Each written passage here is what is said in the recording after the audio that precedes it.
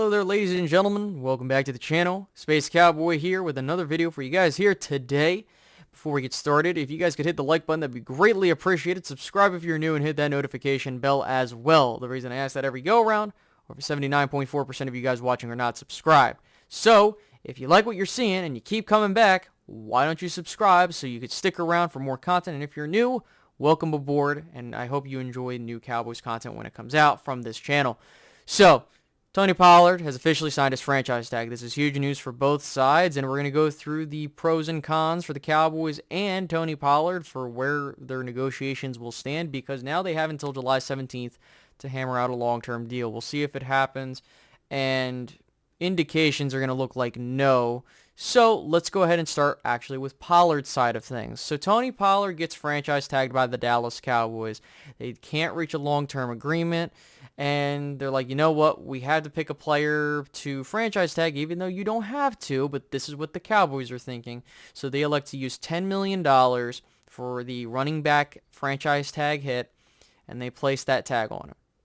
What's really key on this is that's where the floor starts for negotiation. So if you're Tony Pollard, that's good news. So that means, hey, listen, if you're going to come to me and try to get me on a deal that's less than $10 million, I ain't taking it, because you're giving me a contract that's actually $10 million straight up. And that's the problem with the franchise tag, and why I get on this team so much is once you tag a player, that is the floor, and the Cowboys fall into that hole every single time. So I'm hoping they can get around that.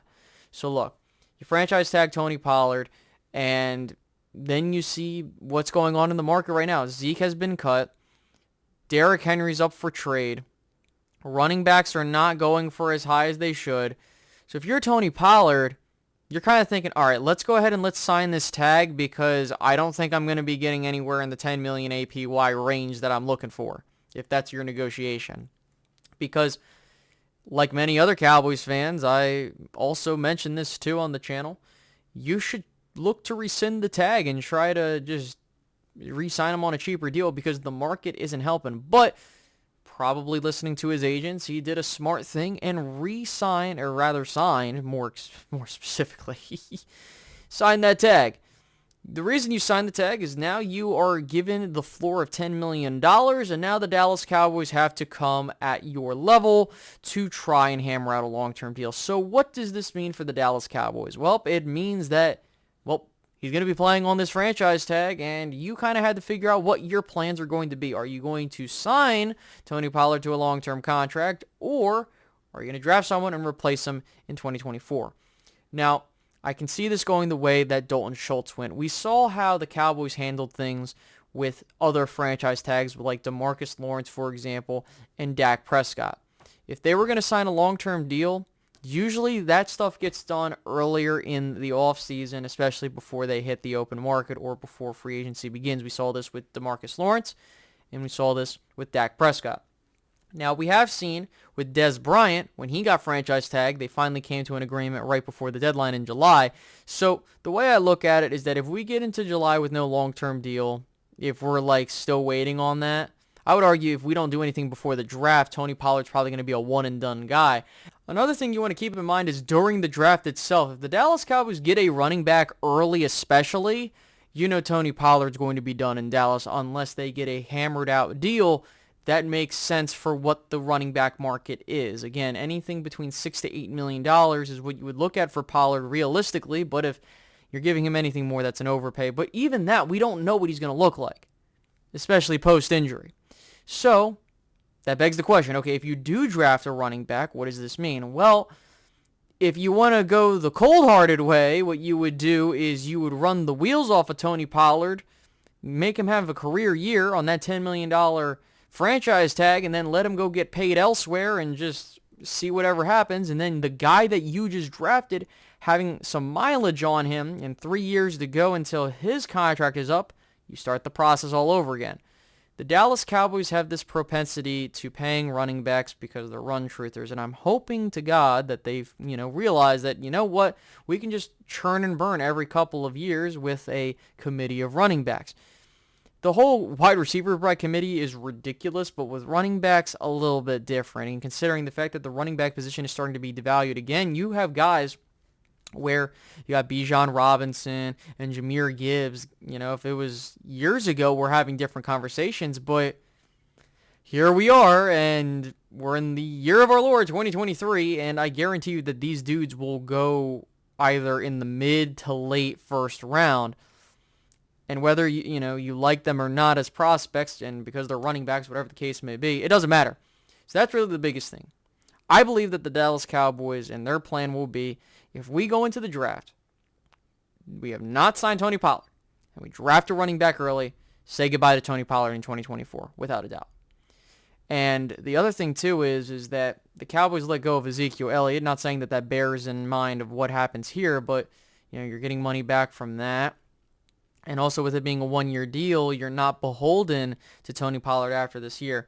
So what kind of happened with Schultz, because this is kind of the mirror image, is that with Dalton Schultz, he kind of gambled on himself because he thought he can get more money. And by the way, the Cowboys did offer him a deal, just not what he wanted. Once he bet on himself, he failed. Because when you look at it, the Dallas Cowboys offered him a contract that was worth more in APY than what the Texans offered. The Texans gave him a one-year, $9 million contract for an inferior team to go to and to be a starting caliber guy. Meanwhile, here in Dallas, they offered you a 3-year, $36 million deal, $12 million APY, and you said no.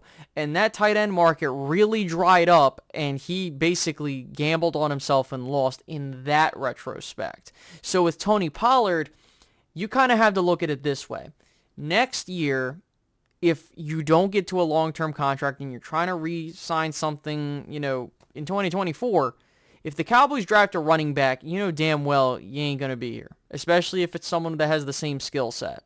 However, if the Cowboys don't draft a running back and they run with the room that they have, I would be absolutely shocked if Tony Pollard doesn't remain a Cowboy. That's not to say he should or should not be, but that could end up being the case. However, I think that if the Cowboys were smart, given the circumstances they're in, which they should not have tagged him at all, you just draft a running back, you roll with the guys you got, and then you let Pollard walk for a comp pick.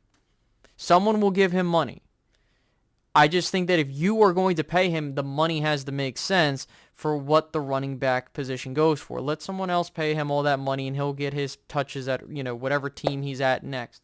But that's just how it goes from the Cowboy side of things. For Tony Pollard, look, get $10 million in your pocket, and then you kind of just circle back around and say, okay, I'm willing to negotiate at that level because that's what the market value for me is. But we'll see what happens, because what's interesting is Austin Eckler has requested a trade, and it's not because he wants to leave the Chargers.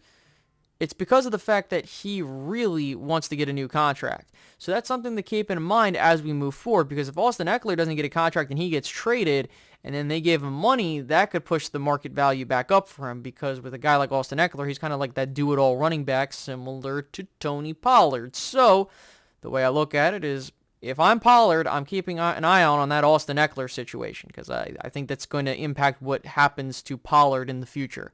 So I think that pretty much wraps it up, guys. Congratulations to Pollard for getting that money, and now it just comes a battle of who's going to win in these negotiations if they want to get there. So I'll leave it at that, guys. Hope you enjoyed this video. Make sure to leave a like, subscribe if you're new, and hit that notification bell as well. This is Space Cowboy Media signing out.